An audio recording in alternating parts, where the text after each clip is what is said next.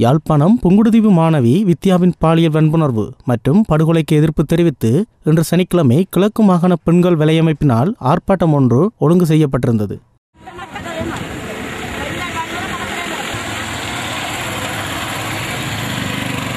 நாங்கள் மட்டக்களப்பு, அம்பாறை மற்றும் திருவண்ணாமலை மாவட்ட பெண்கள் வலையமைப்பு சார்பாக நாங்கள் இந்த அமைதியான பேரணியை நடத்தி வரோம்.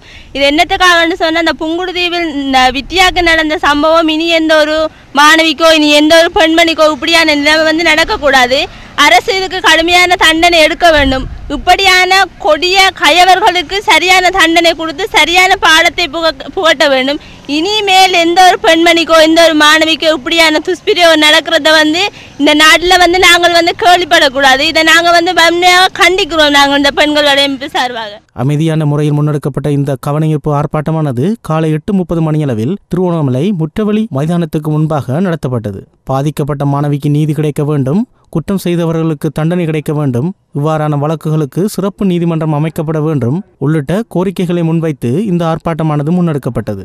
இதில் கலந்து கொண்ட கிழக்கு மாகாண சபை உறுப்பினர் ஜனார்த்தனன் கருத்து தெரிவிக்கையில், சம்பந்தப்பட்ட குற்றவாளிகளுக்கு எதிரான சட்ட நடவடிக்கைகள் உடனடியாக முன்னெடுக்கப்பட வேண்டும் என்றும், சகோதரி வித்யாவின் சிதைக்கப்பட்ட புகைப்படங்களை இணையதளங்களிலோ அல்லது சமூக வலைத்தளங்களிலோ வெளியிட வேண்டாம் எனவும் வேண்டுகோள் விடுத்தார். இதனைத் தொடர்ந்து கிழக்கு மாகாண ஆளுநரின் நிர்வாக சபை உறுப்பினரிடம் மகஜர் ஒன்றும் கையளிக்கப்பட்டதுடன் சகோதரி வித்யாவுக்கான மௌன அஞ்சலியும் செலுத்தப்பட்டது.